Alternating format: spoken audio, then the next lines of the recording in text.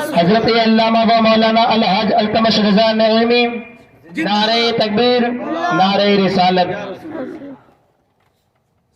بچوں نوجوان ساتھیوں، السلام علیکم ورحمۃ اللہ وبرکاتہ۔ وعلیکم السلام ورحمۃ اللہ وبرکاتہ۔ الحمدللہ نحمده ونستعینه ونستغفره ونؤمن به ونتوکل علیہ ونعوذ باللہ من شرور انفسنا ومن سیئات اعمالنا ونشهد ان لا الہ الا اللہ وحدہ لا شریک له، اما بعد قال اللہ تبارک وتعالی فی القرآن المجید والفرقان الحمید، اعوذ باللہ من الشیطان الرجیم، بسم اللہ الرحمن الرحیم، فیہا یفرق کل امر حکیم۔ آمنت باللہ صدق اللہ العلی العظیم وصدق رسولنا نبی المتین المکین الکریم،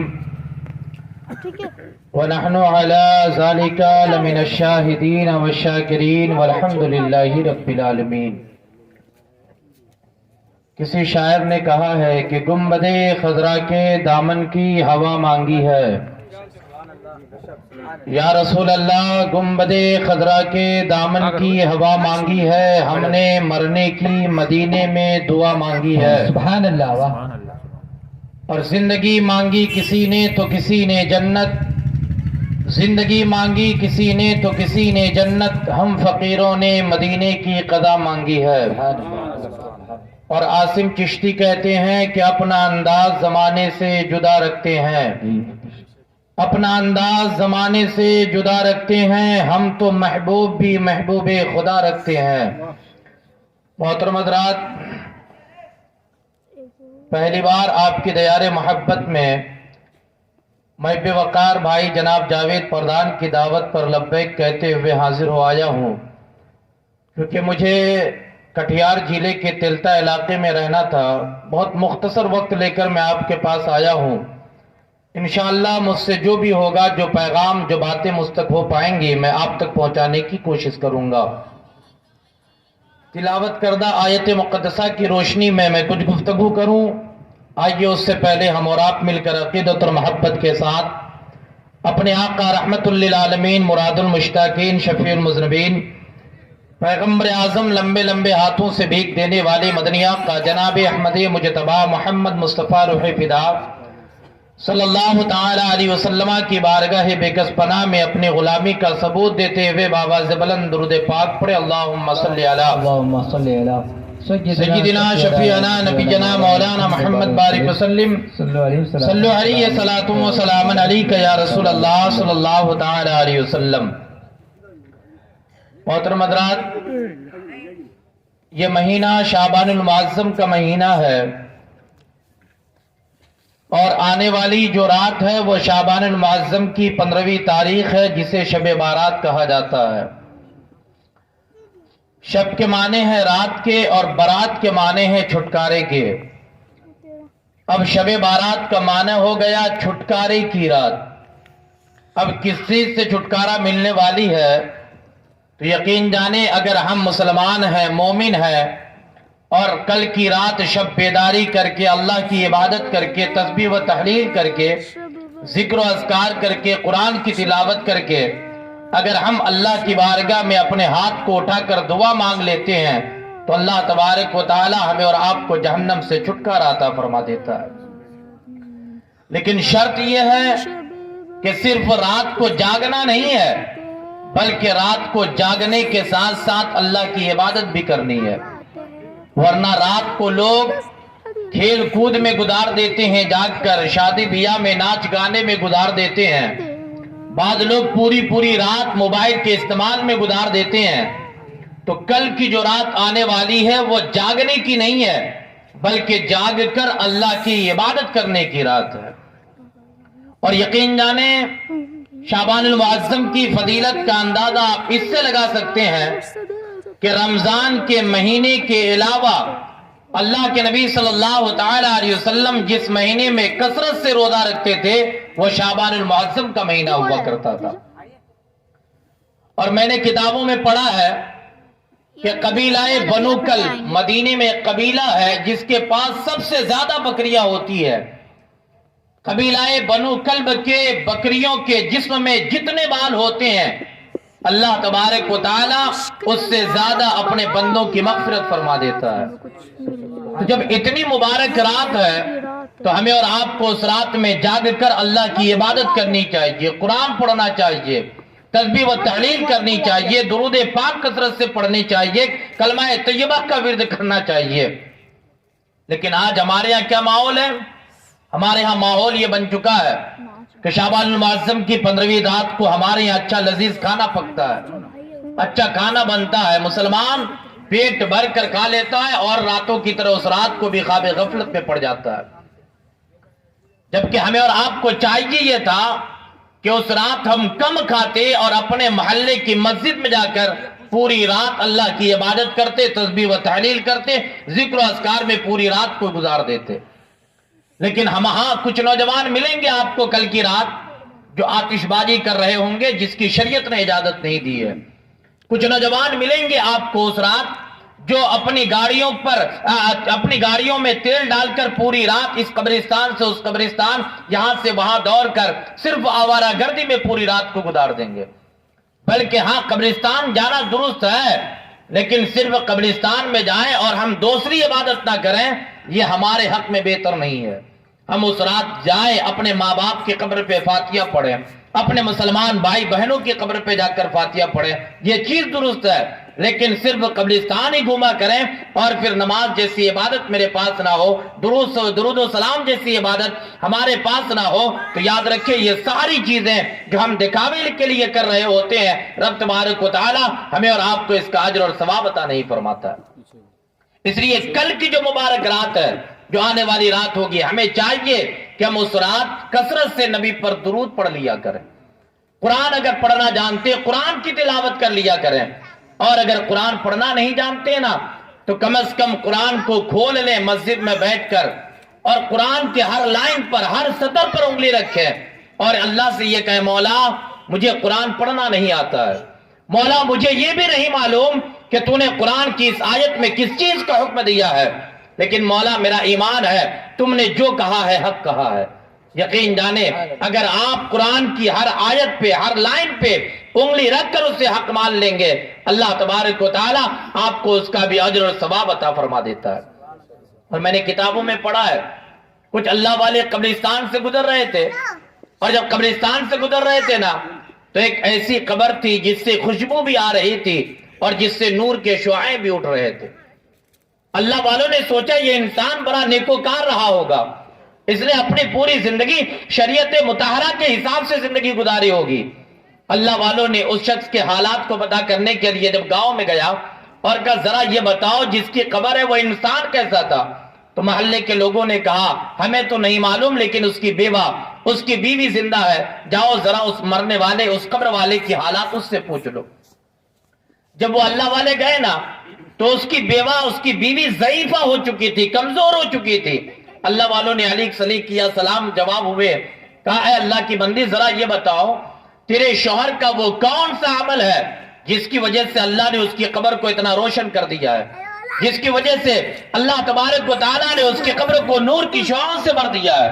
ذرا غور کیجئے گا وہ بوڑھی خاتون عرض کرتی ہو اللہ والوں میرا شوہر پوری زندگی گناہ کرتا رہا، اس کی پوری زندگی جوانی کے حصے گناہ میں گزرے، لیکن جب عمر کا آخری حصہ آیا نا میرے شوہر اپنے گناہوں سے توبہ کیے اور توبہ کرنے کے بعد 5 وقت کی نماز وہ محلے کی مسجد میں جماعت سے ادا کرتے رہے.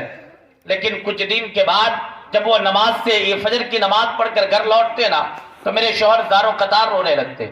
میں نے ایک دن اپنے شوہر سے پوچھا شوہر نامدار وجہ کیا ہے؟ 5 وقت کی نماز پڑھتے ہو لیکن 4 وقت خوش رہتے ہو اور 1 وقت فجر کی نماز کے بعد زار و قطار روتے ہو، آخر وجہ کیا ہے؟ تو میرے شوہر نے کہا او اللہ کی بندی بات صرف اتنی ہے، میں ان پڑھ ہوں جاہل ہوں لیکن جب میں نماز کے لیے جاتا ہوں نا میں امام کے پیچھے بھی اگر کھڑا رہتا ہوں تو کوئی دوسرا نمازی مجھے پیچھے نہیں دھکیلتا ہے، بلکہ میں امام کے پیچھے بھی کھڑے ہو کر 5 وقت کی نماز ادا کر لیتا ہوں. لیکن میں جب نماز فجر پڑھتا ہوں تو نماز فجر کے بعد جب میں مسجد سے نکلتا ہوں نا تو میں جب اپنے پیچھے قرآن پڑھنے والے نمازی بھائیوں کو دیکھتا ہوں تو مجھے اپنے قسمت پہ رونا آتا ہے. میں سوچنے پر مجبور ہوتا ہوں کہ کاش میں اپنے بچپنے کو کھیل کود میں نہ گزارتا, میں اپنی جوانی کو عیاشی میں نہ گزارتا, بلکہ اگر میں قرآن پڑھ لیتا, قرآن پڑھنے کا طریقہ اگر مجھے معلوم ہوتا, جس طرح میں اپنے نمازیوں کے صف میں کھڑے ہو کر نماز پڑھتا ہوں, اسی طرح نماز فجر کے بعد جب میرے نمازی بھائی قرآن پڑھتے ہیں میں ان کے ساتھ بھی قرآن پڑھنے لگ جاتا. میں نے قرآن پڑھنا نہیں سیکھا ہے, اسی لیے میں اپنے قسمت پہ رو رہا ہوں. پھر وہ بیوی بیان کرتی ہے ضعیفہ خاتون کہ اس کا شوہر اپنے گھر کے طاق سے قرآن کا نسخہ نکالتا اور قرآن کو کھول کر قرآن کے ہر لائن پر, ہر سطر پر انگلی رکھتا اور یہی کہتا مولا مجھے قرآن پڑھنا نہیں آتا, لیکن مولا مجھے یہ بھی نہیں معلوم کہ تو نے قرآن کے اس لائن میں, اس آیت میں تو نے کس چیز کا حکم لکھا ہے, لیکن مولا میرا ایمان ہے تو نے جو لکھا ہے حق لکھا ہے. پھر وہ دوسرے لائن پہ انگلی رکھتا, یہی کہتا مولا مجھے قرآن پڑھنا نہیں آتا, مجھے یہ بھی نہیں معلوم کہ تو نے قرآن میں کس چیز کا حکم دیا ہے, لیکن میرا ایمان ہے تو نے جو کہا ہے حق کہا ہے. ان اللہ والوں نے کمائی بات سمجھ میں آ گئی, تیرا شوہر اگرچہ قرآن پڑھنا نہیں جانتا تھا, اس نے خیر قرآن کی ہر آیت پر انگلی رکھ کر اللہ کے قرآن کو حق مانا ہے. اللہ نے اس کا مقام اتنا بلند کیا ہے کہ مرنے کے بعد اس کی قبر کو خوشبوؤں سے معطر بھی کر دیا ہے اور اس کی قبر کو اللہ اپنے نور سے معمور بھی عطا فرما دیا ہے. اب مجھے کہنے دیا جائے اگر ایک انسان جو قرآن پڑھنا نہ جانتا ہو, اگر وہ قرآن پر انگلی رکھ کر ہر آیت کو حق مان لے, اللہ اتنا بڑا مقام دیتا ہے.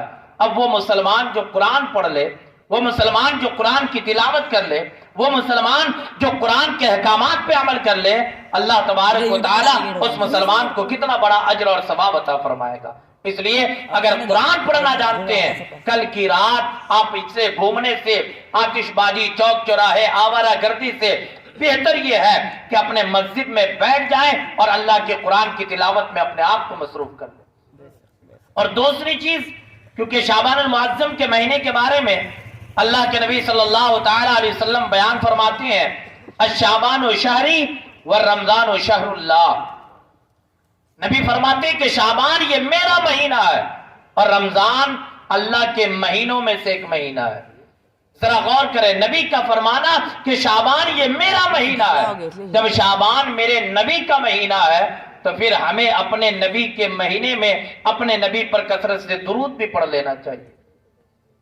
میں یہ نہیں کہوں گا کتنے لوگوں کو درود یاد ہے نہیں ہے, کیونکہ میں کسی کو شرمندہ کرنا نہیں چاہتا, لیکن اللہ کے بندو اگر آپ مسلمان ہیں تو یقین جانے آپ کے اوپر اللہ نے نماز کو فرض قرار دیا ہے, اور جب آپ نماز پڑھیں گے تو نماز میں پھر آپ کو درود پڑھنا پڑے گا. اور وہ درود جسے درود ابراہیم کہتے ہیں, جس کا ہر مسلمان کو یاد کرنا ضروری اور لازمی ہو جایا کرتا ہے. اگر مسلمان اپنی عادت بنا لے کہ وہ اپنے نبی پر کثرت سے درود پڑھ لے تو یقین جانے اس مسلمان کے درود پڑھنے کی وجہ سے اللہ تبارک و تعالی بعد وصال اس مسلمان کے اوپر اپنا کرم فرماتا ہے. اور نبی آخر الزمان صلی اللہ تعالی علیہ وسلم اپنے درود پڑھنے والی امتی کے لیے اللہ تبارک و تعالی سے بخشش کی دعائیں مانگا فرماتے ہیں.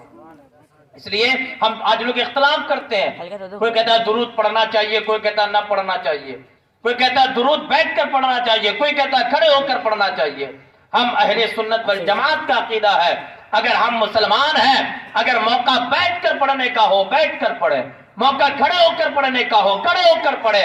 اور ہمارا اسلام تو یہاں تک کہتے ہیں کہ جب تم بسترے پہ جاؤ تب بھی نبی پر درود پڑھو. اسی لیے تو کسی عاشق نے کہا تھا میں سو جاؤں یا مصطفیٰ کہتے کہتے, کھلے آنکھ صلی اعلیٰ کہتے کہتے.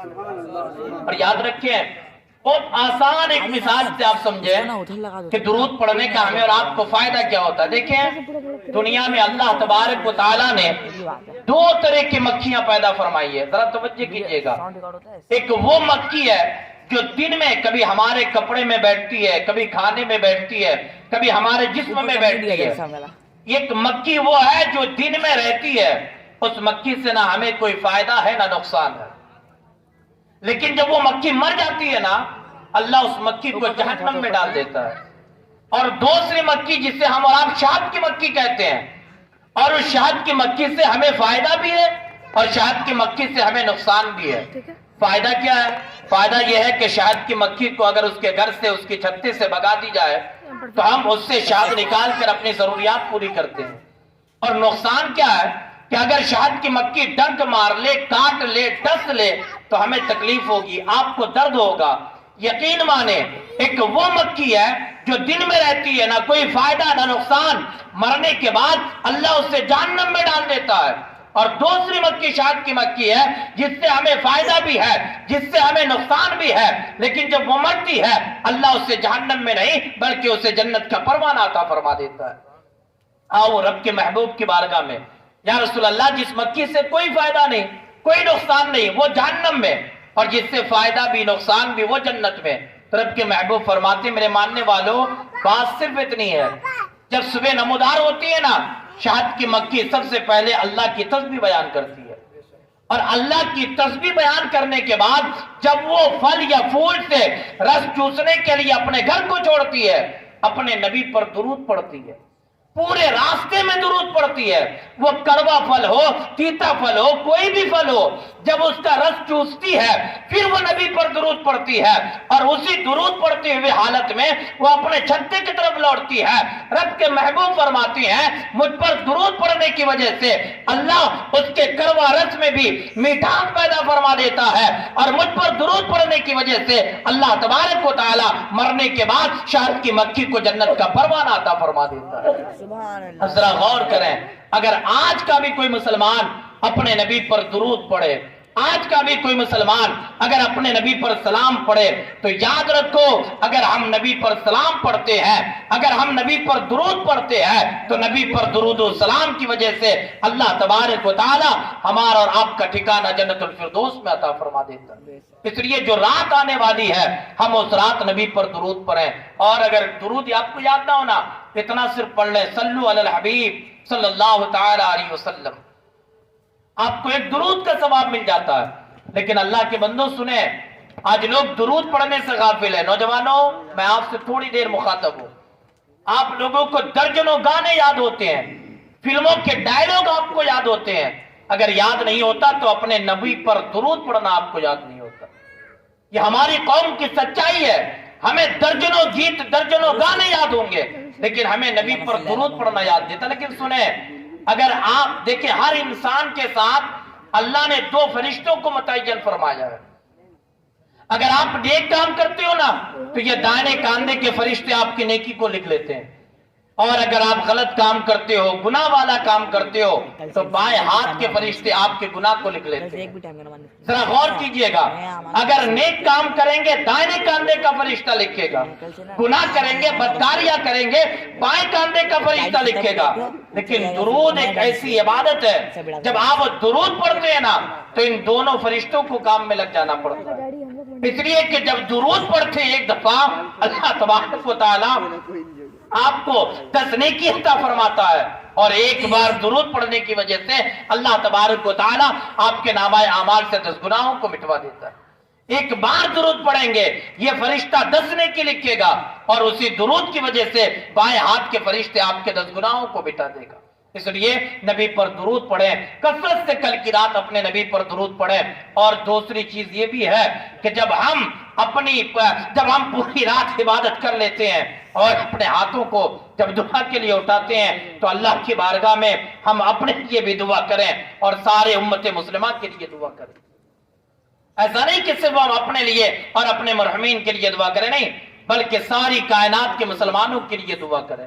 اور یاد رکھیں جب ہم دعاؤں کے لیے اس رات، اور کسی شاعر نے کہا تھا نا، ہم تو مائل بکرم ہیں کوئی سائل نہیں، راہ دکھلائے کسے رہ روے منزل نہیں۔ یعنی شعبان المعظم کی 15ویں تاریخ کو جب کل مغرب کا وقت شروع ہوگا، اس وقت لے کر کل فجر کے وقت تک اللہ کی رحمتیں آسمان دنیا پر نازل ہو کر اپنے بندوں کو پکار رہی ہوتی ہے۔ اللہ کی رحمتیں پکارتی ہے کوئی میرا بندہ جو بے روزگار ہے وہ مجھ سے روزی طلب کرے، ہے کوئی میرا بندہ جو بے اولاد ہے وہ مجھ سے اولاد طلب کرے، ہے کوئی میرا بندہ جو بیمار ہے مجھ سے شفا طلب کرے، ہے میرا کوئی بندہ جو فلاں فلاں فلاں فلاں، اللہ کی رحمتیں نام لے لے کر پکار رہی ہوتی ہے۔ اور ہم کاہل بندے ہیں، ہم کھاتے ہیں آرام سے سو جاتے ہیں، اس لیے ہم تو مائل بکرم ہیں، کوئی سائل نہیں، راہ دکھلائے کسے راہ رب منزل نہیں۔ اللہ تو ہمیں عطا کرنا چاہتا ہے لیکن ہم اللہ سے لینے کو تیار نہیں بن بیٹھے۔ اس لیے اللہ والوں کل کی رات بڑی مبارک رات ہے، آوارہ گردی سے، گھومنے سے اور ادھر ادھر کی باتیں، گفتگو، موبائل بازی، ان چیزوں سے بہتر یہ ہے کہ ہم مسجد جائیں اور اللہ کے قرآن کو لے کر بیٹھ جائیں، تسبیح و تحلیل کریں، ذکر و اذکار کریں، قرآن کی تلاوت کریں اور اپنے لیے اور ساری امت مسلمہ کے لیے اس دن دعا کرتے رہیں۔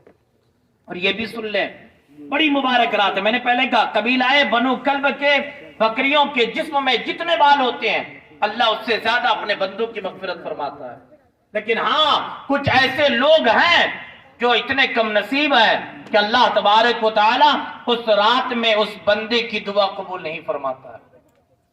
میں یہ نہیں کہوں گا کہ آپ میں سے کس کے پاس یہ کمیاں نہیں، بلکہ ہر انسان اپنا محاسبہ کرے، ہم اپنی زندگی دیکھیں، آپ اپنی زندگی دیکھیں کہ کہیں جو کمیاں میں بیان کرنے لگا ہوں وہ کمیاں ہمارے اندر موجود ہے یا نہیں۔ اگر نہیں ہے تو اللہ کی پناہ، اور اگر ہے تو ہم اپنے اس کمیوں کو دور کر لیں، ورنہ اس مبارک رات میں قبیلہ بنو کلب کے بکریوں کے جسم میں جتنے بال ہیں اس سے زیادہ اللہ اپنے بندوں کی مغفرت فرمائے گا۔ لیکن جو شخص جس کے پاس یہ عادت و اطوار ہوں گے اللہ اس مسلمان کی بخشش نہیں فرمائے گا۔ پہلا وہ شخص ہے جو شراب کا عادی ہے، نعوذ باللہ من ذالک۔ ایک مسلمان جو شراب پیتا ہو یا نشہ کا عادی ہو چکا ہو، اس مبارک رات میں اللہ تبارک و تعالی اس بندے کی دعا اپنی بارگاہ میں قبول نہیں فرماتا ہے۔ اور دوسرا وہ مرد ہے جس کو اللہ نے مرد بنایا ہے لیکن وہ اپنی زندگی عورتوں کی طرح گزار رہا ہے۔ مثال کے طور پر ہاتھ میں کنگن ڈالنا، چوڑی پہننا، یہ زینت کی چیزیں عورتوں کے لیے تھی، اگر کوئی مرد اس کام کو کر رہا ہے تو گویا وہ عورتوں کی مشابہت کر رہا ہے۔ کان چھدوانا، بالیاں پہننا یہ عورتوں کے لیے تھا، اب اگر کوئی مرد کرے یقین جانے وہ عورتوں کی مشابہت کر رہا ہے۔ لمبے زلف بال رکھنا یہ عورتوں کے لیے تھا، اگر کوئی مرد ایسا کر رہا ہے تو وہ عورتوں کی مشابہت کر رہا ہے۔ پیغمبر اعظم فرماتے ہیں کہ وہ مرد جو عورتوں کی مشابہت کرتا ہے اللہ تبارک و تعالی اس رات میں اس بندے کی دعا کو اپنی بارگاہ میں قبول نہیں فرماتا۔ اور تیسری وہ عورت ہے جس کو اللہ نے عورت بنایا ہے لیکن وہ اپنی زندگی مردوں کی طرح گزار رہی ہے۔ بھائی اگر مسلمان ہیں تو آپ کے لیے پردے کا اہتمام ضروری ہے، لیکن آج ہم پردے کے نام پر ہم اپنے آپ کو اس طرح سے پردے سے دور کر لیے ہیں کہ غیروں میں اور اپنوں میں ہم ممتاز اور تمیز بھی نہیں کر پاتے۔ ہم یہ سمجھ نہیں پاتے یہ ہماری اپنی بیٹی ہے یا کسی غیر کی بیٹی ہے۔ اس لیے اللہ والوں اگر اللہ آپ کو بیٹیاں دیا ہے، اللہ کی توفیق سے اگر آپ کو بیوی ملی ہے یا آپ کے آنگن میں جو عورتیں ہیں، مائیں بہنیں ہیں، آپ اس کو پردے کا اہتمام کریں اور یقین جانیں جب مائیں با پردہ ہو جاتی ہے تب اللہ تبارک و تعالی اس سے اچھی قوم ہمیں اور آپ کو عطا فرما دیتا ہے۔ ایک بہت بڑے اسکالر نے کہا تھا کہ تم مجھے اچھی مائیں دو میں تجھے اچھی قوم عطا کر دوں گا، لیکن آج ہمارے سماج کا جائزہ لیں، ہم اپنے برادری کا جائزہ لیں، اپنے پڑوس کا جائزہ لیں، کتنی عورتیں ہیں جو باپردہ اپنی زندگی کو گزار رہی ہوتی ہے۔ لیکن آج ہم اپنے آپ کو مسلمان تو کہہ لیتے ہیں، لیکن ذرا ہم اپنی زندگی کا محاسبہ کریں، ذرا ہم اپنی زندگی کا جائزہ لیں کہ ہم مسلمان تو ہیں لیکن اسلام کی کتنی تعلیمات پہ ہم عمل کر پاتے ہیں۔ ہم شادی بیاہ غیروں کی طرح کرتے ہیں، ہمارا کاروبار غیروں کی طرح ہے، ہمارا اٹھنا بیٹھنا رہنا سونا، ہماری فکر ہماری سوچ ہمارا رہن سہن چال ویوہار ہر چیز غیروں کی طرح ہو گیا ہے۔ ہم نے صرف لا الہ الا اللہ محمد رسول اللہ کہہ کر ہم نے اپنے آپ کو مسلمان سمجھ لیا۔ نہیں اللہ کے بندو، اگر ہم کلمہ طیبہ پڑھ کر اسلام کے دامن سے وابستہ ہو جاتے ہیں تو پھر ہمارے لیے شریعت نے جو حکم لاگو کیا ہے ہمیں ہر حال میں شریعت کی پابندی کرنی چاہیے۔ آج ہم دیکھیں نا، آپ شہر کے لوگ ہیں، ذرا بازار کا جائزہ لیں، کتنی مسلمان بیٹیاں ہوں گی جو باپردہ اپنی زندگی کو گزار رہی ہیں، کبھی کالج کے نام پر، کبھی ٹیوشن کے نام پہ، کبھی اسکول کے نام پہ ہماری بیٹیاں اپنے سر سے دوپٹہ اتار چکی ہے۔ اگر آپ اس بیٹی سے یہ کہیں گے نا کہ میری بیٹی تم نے اپنے سر سے دوپٹہ کیوں اتارا ہے، تم نے بے پردگی کی زندگی کیوں گزاری ہے، تو پڑھی لکھی بیٹیاں ہوتی ہے وہ کہتی ہے بابا یہ ترقی کا زمانہ ہے، وہ کہتی ہے بابا یہ فیشن کا زمانہ ہے، اور پھر ہمارے یہاں شادی بیاہ میں ہم نے غیروں کے رسم کو ایجاد کر لیا ہے. جب شادی ہوتی ہے نا ہم ہلدیا کلر کا کپڑا پہنتے ہیں, ہلدیا پیلا کلر کا, ہلدی کے رسم ادا کرنے کے لیے. مہندی کلر کا پہنتے ہیں مہندی کے رسم کو ادا کرنے کے لیے. لیکن ہم یہ نہیں سوچتے کہ کیا شریعت نے ہمیں اور آپ کو اس چیز کی اجازت دی یا نہیں دی. بس ایک پیغام, پھر میں اس گفتگو پہ آؤں گا. جب آپ کی بیٹی, آپ کی بہن یا آپ کے گھر کی کوئی خاتون جب بے پردہ ہو کر اپنے گھر سے باہر نکلتی ہے نا, آپ اسے ڈانٹے نہیں, اسے گالی نہ دیں, اس کو برا بھلا نہ کریں, بلکہ اس بیٹی کو, اس بہن کو اپنے سامنے بیٹھا ہے اور کہ بیٹی تم نے اپنے سر سے دوپٹہ کیوں اتار لیا؟ وہ بیٹی جواب دے گی, بابا او میرے بھائی ترقی کا زمانہ ہے, فیشن کا زمانہ ہے. تو صرف اپنی بہن بیٹی کو ایک پیغام دے دینا, او میری بیٹی او میری بہن سن لے, تو کہتی ہے کہ ننگا گھومنا ترقی ہے, یاد رکھو میں اس وقت مانوں گا کہ تو ترقی کے زمانے سے گزر رہی ہے جب تیری شادی ہوگی اور 9 مہینہ تیرے پیٹ میں ایک بچہ پرورش پائے گا. اگر 9 مہینے میں 1 سے 100 تک کی گنتی یا A سے Z تک یا الف سے یا تک اگر 9 مہینے میں اپنے بچے کو, اپنی اولاد کو اگر تم پیٹ میں پڑا دو گے, ہم مان جائیں گے ترقی کا زمانہ ہے. یاد رکھو قیامت تو آ سکتی ہے لیکن ننگا سر گھومنے والی مائیں, بے پردہ گھومنے والی مائیں اپنی اولاد کو پیٹ میں A سے Z تک کبھی یاد نہیں کرا سکتی ہے. لیکن آؤ سکے کا دوسرا پہلو دیکھو, ہم اور آپ تو 11 والے پیر غوث پاک کے ماننے والے ہیں. ذرا غوث پاک کی زندگی دیکھیں, سیدنا شیخ عبد القادر جیلانی رحمت اللہ علیہ کی زندگی دیکھیں. عمر کتنی ہے؟ 5 یا 6 سال عمر ہے غوث پاک علی رحمت الرضوان کی. اور غوث پاک علی رحمت الرضوان کی والدہ حضرت فاطمہ ام الخیر جس کا نام ہے. آپ اپنا بیٹا عبد القادر کا ہاتھ پکڑی ہے اور ہاتھ پکڑ کر کہاں لے گئی؟ اپنے گاؤں کے مسجد کے امام صاحب کے پاس. اور کیا کہتے امام صاحب ذرا میرے بیٹے کو قرآن پڑھا دیجئے. امام صاحب کا بیٹا عبد القادر بیٹھ, غوث پاک بیٹھے. امام صاحب نے کہا تعوذ پڑھ, غوث پاک نے اعوذ باللہ من الشیطان الرجیم پڑھا. امام صاحب نے کہا تسبیح پڑھ, غوث پاک نے بسم اللہ الرحمن الرحیم پڑھا. امام صاحب نے کہا عبد القادر پڑھ الحمدللہ رب العالمین. غوث پاک کی زبان خاموش ہے. استاد کہنے لگے عبد القادر پڑھ الحمدللہ رب العالمین. غوث پاک کی زبان خاموش ہے. استاد بار بار کہنے لگے غوث پاک خاموش ہے. استاد نے کہا عبد القادر کیوں نہیں پڑھتے؟ غوث پاک نے کہا استاد میں یہاں سے نہیں پڑھوں گا. غوث پاک کے استاد نے کہا پھر کہاں سے پڑھو گے؟ غوث پاک نے کہا وقال الذین سے پڑھوں گا. غوث پاک کے استاد نے کہا عبد القادر یہ تو 19واں پارہ ہے بیٹا, پہلے پہلا پارہ پڑھنا ہوگا, دوسرے تیسرے چوتھے پانچویں 18 مکمل کرنے ہوں گے, تب جا کر 19واں پارہ پڑھنا پڑے گا. اتنے میں غوث پاک کی ماں آتی ہے. غوث پاک کی ماں کہتی ہے او میرے بیٹے کے استاد بات صرف اتنی ہے, میں 18 سے پارے کا حافظہ ہو اور میں نماز فجر پڑھ کر میں جب تک 18 سے پارے کی تلاوت نہیں کر لیتی ہو اس وقت تک میں اپنا گھر کا کام نہیں کرتی ہوں. اب مجھے کہنے دیا جائے جب غوث پاک علی رحمت الرضوان کی ماں باوضو ہو کر پاک اور صاف رکھ کر باپردہ رہ کر زندگی گزارتی تھی, قرآن پڑھتی تھی, تو پیٹ کا بچہ بھی حافظ قرآن بن جایا کرتا تھا. اور آج کی مائیں جب بے پردہ زندگی گزارتی ہے, شریعت کے مطابق زندگی نہیں گزارتی ہے, پھر وہ کہتی میری اولاد فرما بردار نہیں ہے. میرے ماؤں اب سن لو, اگر اپنی اولاد کی زندگی بہتر کرنا چاہتی ہے یا اپنے بڑھاپے میں اپنے اولاد کا سہارا لینا چاہتی ہے تو پہلے اپنی زندگی شریعت کے مطابق لے آ. جب باپ اپنی زندگی شریعت کے مطابق گزار لیتے ہیں تو پھر آنے والی نسلیں بھی شریعت کے مطابق اپنی زندگی کو گزار دیتی ہے. اس لیے کل کی رات جو مبارک رات ہے, وہ عورت, وہ کم نصیب جس کی اللہ اپنی بارگاہ میں دعا قبول نہیں فرماتا ہے, ان میں سے ایک وہ عورت ہے جس کو اللہ نے عورت بنایا ہے لیکن بولنے میں, لباس پہننے میں اور اپنی زندگی میں وہ مردوں کی مشابہت کرتی ہے. اللہ اس عورت کی بھی دعا کل کی رات کو قبول نہیں فرماتا. اور 5واں کون انسان ہے؟ 5واں انسان وہ ہے جس نے اپنے ماں باپ کی نافرمانی کی.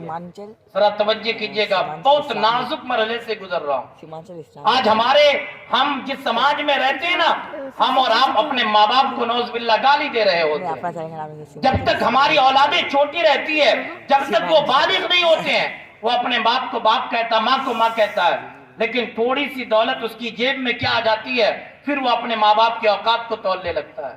اللہ کے بندو سنو, اگر تم نے ماں باپ کی نافرمانی کی ہے نا اگر تم پوری زندگی عبادت کرتے رہے اور تیرے ماں باپ تجھ سے ناراض رہے تو یاد رکھو اللہ تیری پوری زندگی کی عبادت کو رائے گا اور برباد فرما دیتا ہے۔ میں کل جمعے سے پہلے میں کتاب مطالعہ کر رہا تھا کہ آخر کیا بولا جائے، تو سنیں میں نے پڑھا اس کتاب میں کہ اگر ماں باپ کا نافرمان اگر خانہ کعبہ میں بھی جا کر نماز پڑھے، ذرا غور کیجئے گا، اگر حرم مسجد نبوی میں پڑھتے ہیں 1 رکعت کے بدلے میں 50,000 رکعت کا ثواب ملتا ہے، اور اگر خانہ کعبہ میں پڑھتے ہیں تو 1 رکعت کے بدلے میں 1,00,000 رکعت کا ثواب ملتا ہے۔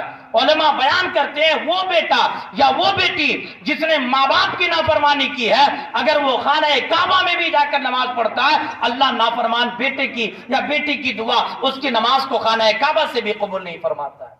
اس لیے اللہ والو، اگر تم نے ماں باپ کی نافرمانی کی ہے تو جاؤ باپ سے معافی طلب کر لو، جاؤ ماں کی آنچل کو پکڑ کر گرا کے لو، یقین جانو جب تجھے تیرے ماں باپ تجھ سے راضی ہو جائیں گے تو تجھ سے رب اور رب کا محبوب بھی راضی ہو جایا کریں گے۔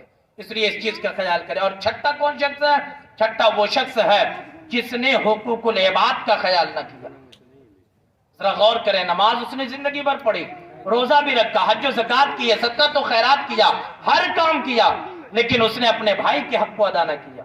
باپ کے انتقال کے بعد اس نے اپنی بہن کو وراثت میں حصہ نہ دیا، اس نے چچا کا، دادا کا، اپنے رشتہ داروں کے حق کو ادا نہ کیا۔ جو انسان حقوق العباد پر عمل نہیں کرتا ہے، اس مبارک رات میں اللہ تبارک و تعالی اس حقوق العباد ادا نہ کرنے والے کی بھی دعا اپنی بارگاہ سے رد فرما دیتا ہے۔ اس لیے حقوق العباد پر ہمارے ہاں کیا ہوتا ہے، جب کسی انسان کو موت آتی ہے ہم لوگوں کو بلا کر طلب کرتے ہیں کہ آؤ اس کے حق کو معاف کر دو۔ اللہ کے بندو، اپنی رہتی دنیا ہی میں جس کے حق کو آپ نے ادا نہیں کیا ہے آپ اس سے معافی مانگ لیں، آپ ان کو راضی کر لیں، ورنہ حقوق العباد کا حکم یہ ہے کہ جب تک آپ نے جس کے حق کو ادا نہیں کیا ہے، جب تک وہ معاف نہیں کرتے ہیں اس وقت اللہ تبارک و تعالیٰ بھی آپ کے اس حق کو معاف نہیں فرماتا۔ لیکن ہمارے یہاں ان چیزوں پر کوئی توجہ نہیں ہے، بلکہ میں نے کتابوں میں یہاں تک پڑھا ہے ہم اور آپ جس امام کے ماننے والے ہیں، جس کی ہم اور آپ تقلید کرتے ہیں، جس کو ہم اور آپ امام اعظم رحمت اللہ علیہ کہتے ہیں، آپ کو معلوم ہے امام اعظم ابو حنیفہ رحمت اللہ علیہ حقوق العباد کا کتنا خیال کرتے تھے۔ برسات کا موسم ہے، امام اعظم رحمت اللہ علیہ ایک راستے سے گزر رہے ہیں، امام اعظم رحمت اللہ علیہ کی چپل سے چند بارش کے چھینٹے ایک انسان کی کچی دیوار پہ جا کے گرتی ہے۔ ذرا غور کیجئے گا، ابھی نا دیواریں پکی ہو چکی ہے، لیکن پہلے ہماری دیواریں کچی ہوا کرتی تھی۔ امام اعظم رحمت اللہ علیہ کی چپل سے بارش کے چند چھینٹے ایک انسان کی کچی دیوار پہ جا کر گرتی ہے، اور جب کچی دیوار پہ جا کے گری نا، امام اعظم رحمت اللہ علیہ وہیں کھڑے رہ گئے، یہ سوچ کر کہ ہم اس چھینٹ کو صاف کریں گے۔ ذرا توجہ کیجئے گا، امام اعظم رحمت اللہ علیہ روکے رہے وہاں کہ ہم اس کی دیوار کی اس چھینٹ کو صاف کریں گے۔ کیوں ہی آپ صاف کرنے کا ارادہ کیا، آپ نے کیا دیکھا کہ وہ دیوار کچی ہے، کہیں ایسا نہ ہو کہ دیوار کی صفائی کرنے میں کہیں اس انسان نعرہ تکبیر، نعرہ رسالت، نعرہ رسالت، مسلک اعلی حضرت جناب سید مدثر صاحب قبلہ، جناب سید مدثر صاحب قادری، نعرہ تکبیر، نعرہ رسالت۔ درود پاک پڑھے، اللہم صلی علی سیدنا شفیعنا نبینا مولانا محمد بارک وسلم، صلو علیہ الصلوۃ والسلام علیک یا رسول اللہ صلی اللہ تعالی علیہ وسلم۔ میں نے جاوید بھائی سے جب دعوت دی تھی میں نے کہا تھا 9 بجے مجھے ہر حال میں چھوڑ دیجیے گا، لیکن کیونکہ دوسرا کوئی بولنے والا یہاں موجود نہیں تھا اسی لیے میں انتظار کر رہا تھا۔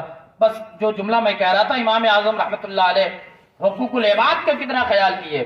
آپ جب شیٹ صاف کرنے کے لیے گئے نا تو آپ کیا دیکھیں کہ دیوار کچی ہے، کہیں ایسا نہ ہو کہ ہم اس کچرے کو صاف کرنے میں کہیں اس انسان کے دیوار کی مٹی ساتھ میں باہر نہ نکل جائے۔ امام اعظم وہیں کھڑے رہے، وہ مکان ایک یہودی کا تھا، کسی مسلمان کا نہیں تھا۔ وہ مکان کا مالک نکلا، وہ امام اعظم کو دیکھا گھبرایا، کیونکہ امام اعظم سے اس نے قرض لیے ہوئے تھے۔ اس نے کہا نعمان میں آپ کے قرض عنقریب ادا کر دوں گا۔ اس نے کہا بندے میں تجھ سے قرض مانگنے نہیں آیا ہوں۔ کہا کیوں آئے؟ کہا میری چپل سے بارش کے چند چھینٹے تیری دیوار پہ جا کے گری ہے، میں اسے صاف کرنا چاہتا ہوں۔ کہا صاف کر دیں۔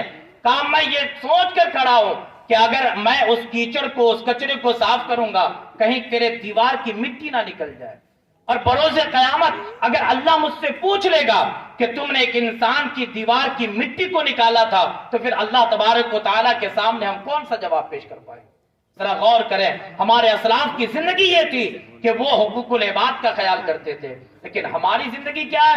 ہم آئے دن کبھی بھائی کے حق کھا جائیں، کبھی بہن کے حق کو کھا جائیں، لیکن ہمیں کوئی فکر نہیں، کوئی پرواہ نہیں ہوا کرتا ہے۔ اس لیے اللہ کے بندو، کل کی رات جو مبارک رات ہے، اس انسان کی دعا قبول نہیں ہوتی ہے جو انسان حقوق العباد پہ عمل نہیں کر پاتا ہے۔ اگر یہ چیزیں جو میں نے بیان کی ہے اگر ہم میں سے کسی کے اندر ہے تو خدا کے لیے آپ اللہ کی بارگاہ میں استغفار کریں، توبہ کریں، اور یقین جانیں جب آپ استغفار اور توبہ کر لیتے ہیں اللہ تبارک و تعالی توبہ قبول بھی کرنے والا ہے، اور بسا اوقات جب اللہ اپنے بندوں کا توبہ قبول فرماتا ہے تو اس کے گناہوں کو نیکیوں میں تبدیل بھی فرما دیتا ہے۔ آج لوگ کہتے ہیں میری دعا قبول نہیں ہوتی۔ اللہ کے بندو، دعا کے قبول نہ ہونے کی دو وجہ ہیں۔ پہلی وجہ یہ ہے کہ ہمارے پیٹ میں حرام ہوگا، اور دوسری وجہ یہ ہے کہ ہمارے دل میں حرام ہوگا۔ اگر ان دونوں جگہ پہ حرام ہونا تو پھر ہماری دعا قبول نہیں ہوتی ہے۔ پیٹ میں حرام کا مطلب یہ ہے کہ ہم حرام غذا کھا رہے ہوتے ہیں، اور دل میں حرام کا مطلب یہ ہے کہ ہم نے اپنے دل میں دوسروں کے لیے حسد رکھا ہے، بغض رکھا ہے، کینہ رکھا ہے۔ اگر اپنی دعا اللہ کی بارگاہ میں قبول کرنی ہے تو ہمیں اپنے پیٹ کو بھی حلال کرنا ہے اور اپنے سینے کو بھی حلال کرنا ہے۔ اس لیے اللہ کے بندو، ہم حلال روزی کھائیں اور اپنے سینے سے حسد، کینہ، بغض، ان ساری چیزوں کو نکال دیں، اور اللہ کی بارگاہ میں جب ہم پاک اور صاف ہو کر دعا کریں گے، یقین جانیں اللہ تبارک و تعالی ہماری دعا کو اپنی بارگاہ میں قبول عطا فرماتا ہے۔ فیہا یفرق کل امر حکیم، جو آیت میں نے تلاوت کی ہے، کل کی رات اتنی مبارک رات ہے کہ پورے سال میں ہمارے ساتھ کیا ہونے والا ہے اللہ تبارک و تعالی فرشتوں کے ذریعے سے وہ چیزیں ہماری تقدیر میں لکھ دیتا ہے۔ اس لیے کل کی رات جاگے، قرآن کی تلاوت کریں، تسبیح و تحلیل کریں، کلمہ طیبہ کا ورد کریں، اور کثرت سے اپنے نبی پر درود پڑھ لیا کریں۔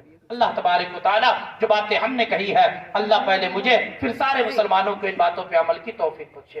آئیے ہم اور آپ مل کر ایک بار بلند آواز سے استغفار کرتے ہیں، اپنے گناہوں سے توبہ کرتے ہیں۔ پڑھیں بلند آواز سے، استغفر اللہ ربی من کل ذنب واتوب الیہ۔ پڑھیے کلمہ شہادت، اشہد ان لا الہ الا اللہ واشہد ان محمدا عبدہ ورسولہ وما علینا الا البلاغ۔ السلام علیکم ورحمۃ اللہ۔